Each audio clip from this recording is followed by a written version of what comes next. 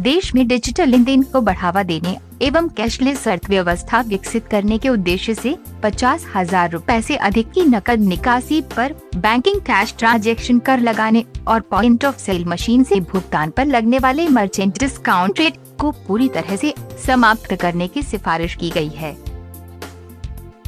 नोटबंदी के मद्देनजर डिजिटल लेन देन को बढ़ावा देने के लिए नीति आयोग में आंध्र प्रदेश के मुख्यमंत्री एन चंद्रबाबू नायडू के नेतृत्व में बनी उप समिति ने प्रधानमंत्री नरेंद्र मोदी को अपनी अंतरिम रिपोर्ट सौंपी, जिसमें ये सिफारिशें की गई है।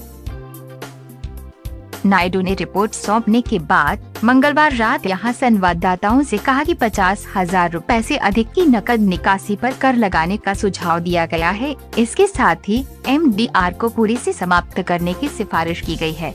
सरकारी एजेंसियों में डिजिटल लेन देन पर MDR को शून्य करने या निचले स्तर पर लाने के लिए कहा गया है। बड़े लेन देन में नकदी की अधिकतम सीमा तय करने की सिफारिश की गई है। हालांकि समिति ने वार्षिक आय में से निर्धारित राशि का डिजिटल लेन देन के जरिए उपयोग करने पर कर में छूट देने पर भी गौर करने का आग्रह किया है। अतिरिक्त डिजिटल भुगतान स्वीकार करने वाले कारोबारियों से पिछले वर्षों के बारे में किसी तरह की पूछताछ नहीं किए जाने की भी सिफारिश की गई है।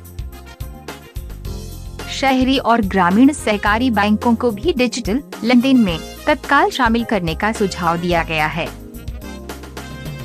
UPI ऐप के लिए QR कोड आधारित बनाने की बात कही गई है तथा बैंकों से भी मर्चेंट स्तर पर QR कोड आधारित भुगतान को बढ़ावा देने के लिए कहा गया है।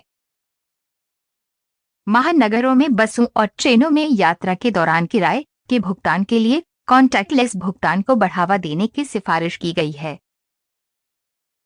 देश के सभी 1.54 लाख डाकघरों को आधार आधारित माइक्रो ATM लगाने, सभी भुगतान बैंकों और बिजनेस कॉरस्पॉन्डेंटों को APS के जरिए इंटरप्रेटेबल करने, आयकर नहीं देने वाले छोटे दुकानों को डिजिटल भुगतान के लिए स्मार्टफोन खरीदने के लिए 1,000 रुपए की सब्सिडी देने और आधार आधारित भुगतान के लिए बायोमेट्रिक मशीन खरीदने के लिए दुकानदारों को 50% सब्सिडी देने की सिफारिश की गई है।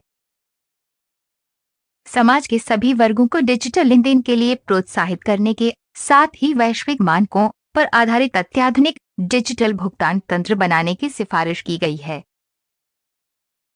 लेस कैश अर्थव्यवस्था तथा डिजिटल लेन देन के प्रति लोगों के नजरिए में बदलाव लाने की जरूरत है। इसके साथ ही इस तरह से भुगतान को स्वीकार करने के इंफ्रास्ट्रक्चर बनाने, कनेक्टिविटी और डेटा इंफ्रास्ट्रक्चर विकसित करने, फिनटेक के साथ साइबर सुरक्षा को मजबूत बनाने की आवश्यकता बताई गई है।